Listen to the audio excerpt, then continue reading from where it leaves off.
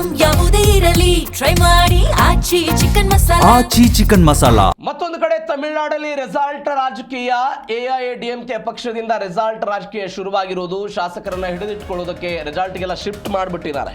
ಯಾಕಂದ್ರೆ ಎಐಎಡಿಎಂಕೆನ ಕೆಲವೊಂದಿಷ್ಟು ಜನ ಟಿವಿಕೆ ಸಪೋರ್ಟ್ ಮಾಡೋಣ ಅಂತ ಷಣ್ಮುಗಂ ಬಣ ಮತ್ತು ಇನ್ನೊಬ್ಬ ಶಾಸಕರು ನಮ್ಮ ಅಸ್ತಿತ್ವದ ಕಾರಣಕ್ಕಾಗಿ ನಾವು ಟಿವಿಕೆ ಜೊತೆಗೆ ಹೋಗೋಣ ಅಂತೆಲ್ಲ ಹೇಳ್ತಿದ್ದಾರೆ.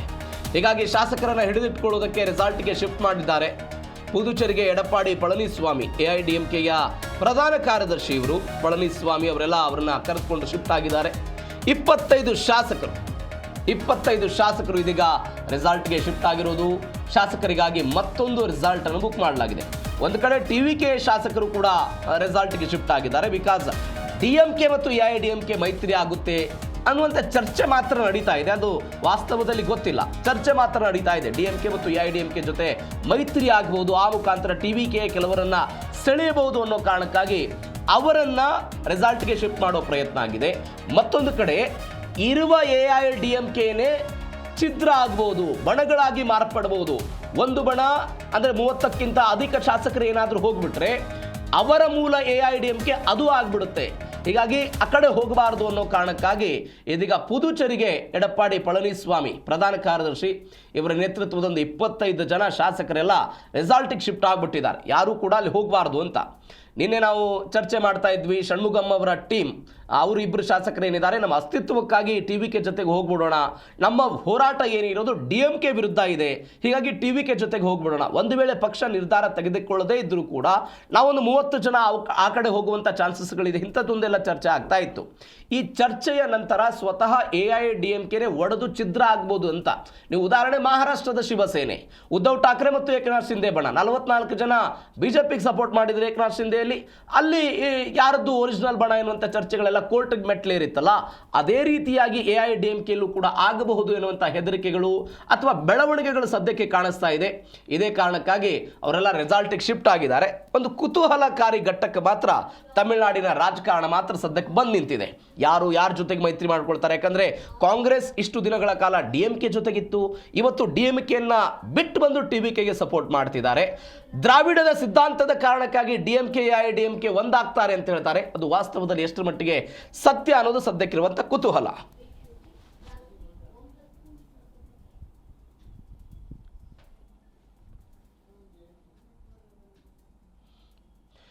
ಈ ಕಾನೂನು ಹೋರಾಟದ ಬಗ್ಗೆ ಹಿರಿಯ ವಕೀಲರಾದಂಥ ಕಪಿಲ್ ಸಿಬಲ್ ಮಾತನಾಡಿದ್ದಾರೆ. ಏನು ಹೇಳಿದ್ರು ಒಂದ್ಸರಿ ನೋಡೋಣ. Support him. There may be others who may not support him but don't defeat him, right? They may abstain, right? So his government will survive and he will continue to form to manage the government. That's the law, and that's happened actually only once in Karnataka, where the BJP had was the single largest but did not have the majority of the house in Karnataka, and the governor asked the BJP to come and form the government. So you have a precedent also.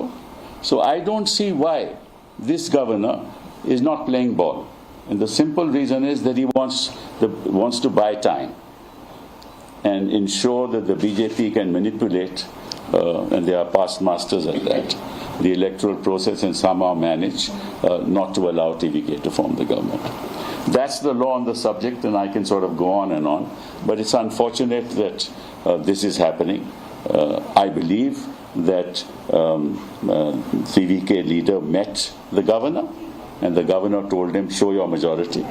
You don't have majority, but that's not the governor's task.